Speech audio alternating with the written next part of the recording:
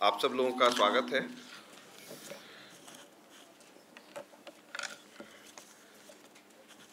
आज एक बहुत महत्वपूर्ण विषय के ऊपर आप लोगों का ध्यान हम लोग आकर्षित करना चाहते हैं।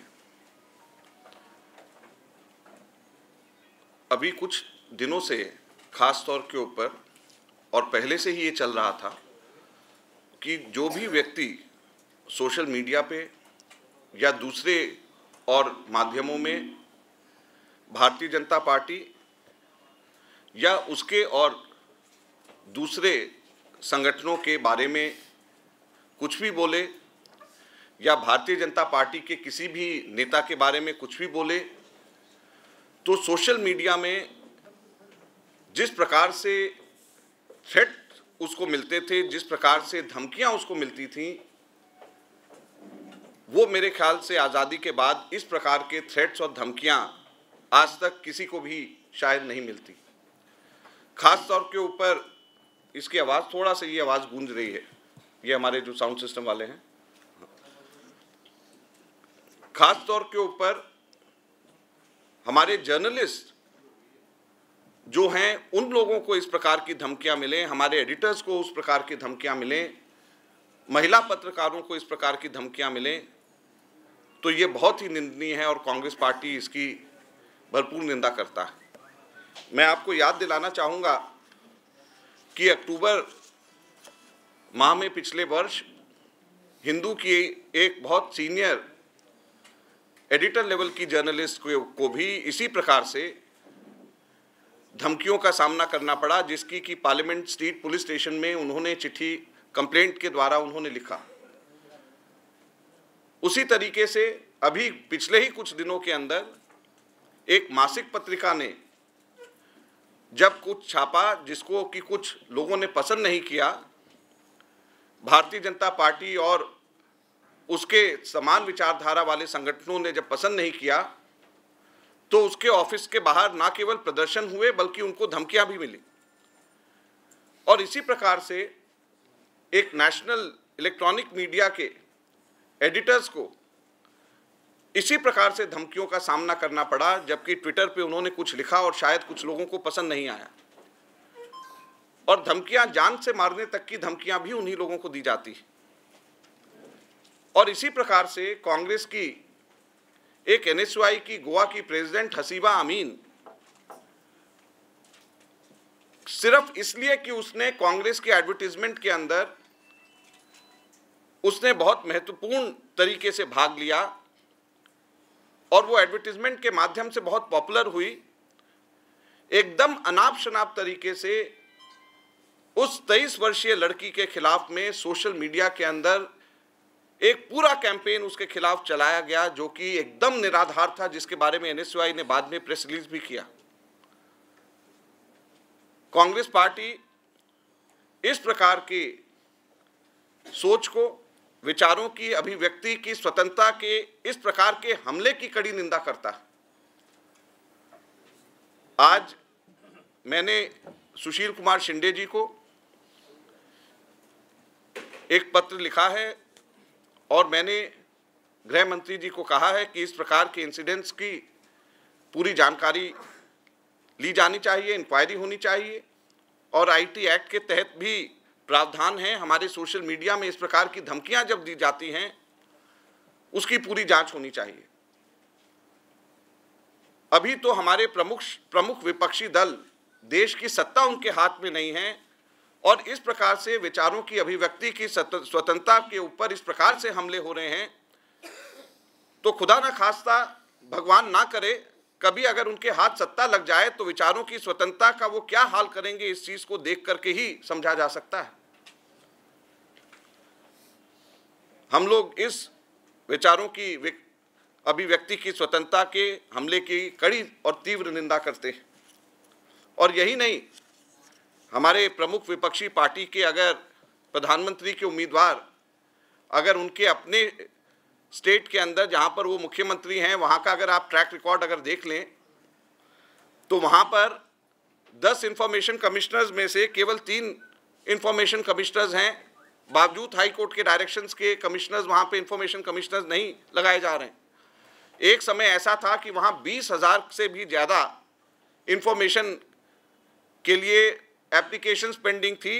कोर्ट के इंटरवेंशन के बाद भी अब सिर्फ 4,000 ही उसमें से कम हुए हैं और 16,000 अभी भी वहाँ पर इंफॉर्मेशन कमीशन के पास में अभी भी अर्जियां अभी भी पेंडिंग हैं और उसके ऊपर कोई कार्रवाई नहीं हो रही। ह्यूमन राइट्स कमीशन गुजरात के अंदर 2006 के अंदर बनाया गया, जबकि इसकी ज़रूरत काफ़ी पहले वहाँ पे थी और उन लोगों ने इसके ऊपर कोई काम नहीं किया। भारतीय जनता पार्टी जो कि पार्लियामेंट को सीएजी के कोई भी मामले आ जाएं उस विषय को उठाना समझती है और उसके ऊपर कई कई दिन पार्लियामेंट स्थगित रह जाते हैं, लेकिन गुजरात में कभी भी सीएजी के किसी भी मुद्दे को उठाए गए मुद्दे को गुजरात ने अपनी असेंबली में अलाउ नहीं किया डिस्कस होने के लिए। हमने तो लोकपाल और लोक आयुक्त कानून वहाँ पे पार्लियामेंट से पास किया, लेकिन गुजरात में पिछले 9 वर्षों से फंक्शनल लोक आयुक्त अभी तक के गुजरात के अंदर नहीं।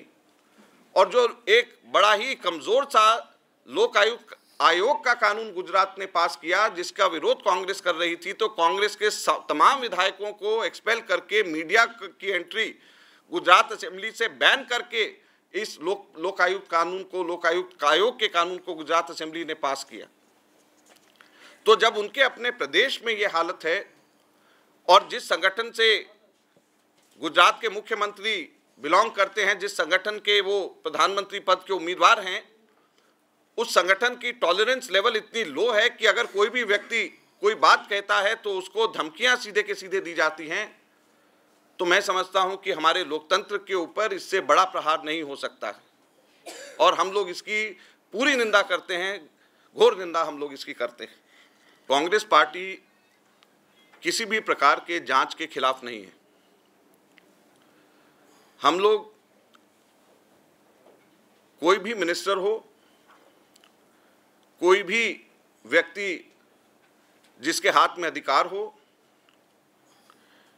किसी भी प्रकार की शक्ति किसी भी व्यक्ति के हाथ में हो, हम लोग किसी भी प्रकार के जांच के पक्षधर हैं। और इसी को ध्यान में रख के कांग्रेस पार्टी ने सूचना के अधिकार का कानून, कांग्रेस पार्टी ने इसी को ध्यान में रख करके लेकर के आए थे और इसी को ध्यान में रख करके हम लोगों ने लोकपाल और लोक आयुक्त का कानून भी हमने इसी को ध्यान में रख के बनाया है।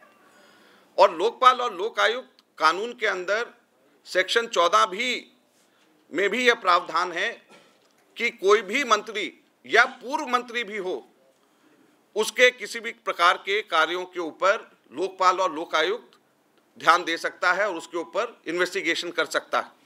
और इसी लोक आयुक्त लोकपाल कानून के अंदर हम लोगों ने ये पावर्स भी दी हैं कि सीबीआई के इन्वेस्टिगेशन की पावर्स भी लोकपाल लोक आयुक्त को दिए हैं। तो हम लोग किसी भी प्रकार की जांच के हम खिलाफ नहीं हैं, हम हर प्रकार के जांच के हम पक्षधर हैं। लेकिन सिर्फ 2 चीज़ें इसके साथ में जोड़ करके हम लोग कहना चाहते हैं कि कोई भी जांच राजनीतिक रूप से नहीं होनी चाहिए, उसका कारण राजनीति नहीं होना चाहिए। दूसरा, कोई भी जांच हो, ये ध्यान रखने की ज़रूरत है कि वो संवैधानिक एवं न्यायिक अधिकार क्षेत्र के अंदर है या नहीं। अगर वो संवैधानिक और न्यायिक अधिकार क्षेत्र में है और अगर राजनीतिक दुर्भावना से प्रेरित नहीं है, तो हम हर प्रकार की जांच से हम पक्षधर हैं और कोई भी जांच करवाए हम उसके विरोध में नहीं हैं। साथ साथ मैं ये भी कहना चाहता हूं कि कांग्रेस पार्टी और हमारे नेता राहुल गांधी जी का हमेशा से ये मानना है कि कोई भी व्यक्ति जो दोषी पाया जाए, कोई भी व्यक्ति जो दोषी हो, उसको सज़ा मिलनी चाहिए। किसी भी व्यक्ति को, दोषी व्यक्ति को नहीं छोड़ा जाना चाहिए। हर प्रकार की जांच के हम पक्षधर हैं। So you're welcoming it? It is not question of welcoming it or not. What I am saying is we are not against any kind of inquiry. The only 2 things which I said should be clearly looked at is whether, number 1, is it a political vendetta? Number 2, is it within the constitutional jurisdiction? If these 2 things are fine, we don't have anything else to say. And we are not against any kind of inquiry, because we want ourselves that each and every act of people who are in power should be examined and anyone who is found guilty should be punished. And this is the reason why just a minute, let me finish. This is the reason why we brought out the RTI. This is the reason why we have come out with a strong Lokpal Lok Ayukta Act. This is the reason why Section 14 of the Lokpal Lok Ayukta Act clearly says that any minister or former minister can be investigated into, and if found guilty, he should be punished. Then what do you have to say about the inquiry order? What do you have to say about the inquiry order? We are not against any kind of inquiry. That is what we have to say. We are not against any kind of inquiry. And specifically, Mr. Makkan, is these two parameters within your existing? Well, we hope. Well, okay. The answer to this is we hope that the Delhi government would have taken care of these two parameters which I have talked about. Even if the Mr. Moily and Murli Devra, sir. Anyone for that matter. I am saying anyone for that matter. So if Mr. Arvind Kejriwal has now made it clear that they are going to file an FIR against a sitting cabinet minister, Veerappa Moily, so do you think that Mr. Veerappa Moily should now resign? I don't think so, because this is something which they have just said so. Let law take its own course. Mr. Makkan, आज Congress party ने अपने 6 सांसदों को निकाल दिया तेलंगाना मसले पे। अब पार्टी क्या संदेश देना चाहती है इस स्टेप के जरिए? देखिए, हम लोगों ने आज ही नहीं बल्कि हम लोगों ने जब कांग्रेस वर्किंग कमेटी का निर्णय भी सेपरेट तेलंगाना के लिए था, जब से कांग्रेस पार्टी इस चीज़ के लिए प्रयासरत रही है कि तेलंगाना क्षेत्र का सेपरेट तेलंगाना का गठन होना चाहिए, और आज भी जो कार्रवाई हुई है मैं समझता हूं कि ये उसी दिशा में एक कदम है। मुख्यमंत्री के खिलाफ का होगा क्योंकि लगातार मुख्यमंत्री भी जो बयान दे रहे हैं और धरने पे बैठ रहे हैं, क्या इंतजार करेगी पार्टी? मेरे ख्याल से अभी तो हमारा एकदम इमीडिएटली हमारा जो गोल है वो पार्लियामेंट से हमारे अपने तेलंगाना सेपरेट तेलंगाना के लिए पार्लियामेंट से क्लियरेंस लेना है, और बाकी सारी की सारी चीज़ें भी पार्टी के अलग अलग लेवल्स के ऊपर ज़रूर देखी जा रही है।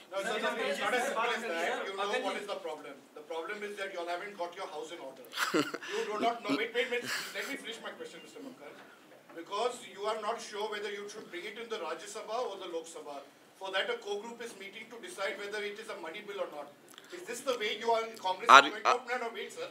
Is this the way the Congress is going to form a state? Are you asking me, or are you telling me your information? I don't think you are asking. You are giving me an information which I don't know whether this information is correct or not. No, but you accept that you are a maktab. कुछ models जिस तरह से प्रचार के लिए नए तरीके अपना रहे हैं, मोदी जी का कल आपने पोस्टर देखा हो, ये कितना जायज मानते हैं आप? किस चीज का? जो प्रचार के लिए वो न्यूड होकर जिस तरह से पोस्टर खिंचवाने वाला जो इशू है, मेरे जानकारी में नहीं। Makkan, I have a question related to the statement. There is a book by a foreign author waiting on his house called The Hindus, which is being bought back by the publishers, apparently due to right-wing threat. What is your statement? Well, as I have said, I do not know the exact issue what you are talking about, but we are against any kind of threat. So we are fully in favor of freedom of expression. We think that everyone has a right to say whatever he feels so, and if any threat is given to any person just because he has his views, whether it is given by right wing or anyone, I think it is deplorable, and we very strongly condemn such acts. Do you believe that the dinner diplomacy with the BJP will help? Who is doing that? Prime Minister is doing dinner diplomacy with the BJP to find Well, support. every time the ruling party, in order to get the bills passed, we always have all party meetings, we always meet the opposition members. So whatever we are doing is in that direction. Whatever the Prime Minister is doing in that direction. The reason is we want all our key anti-corruption bills, 6 anti-corruption bills, Telangana bill, street vendor bill, all these key bills to be passed, which are pending in both Lok Sabha and Rajya Sabha. And that is why the government is extending its hand towards the opposition party, so that all these bills which are so important for the country, these bills should see light of the day. Thank you.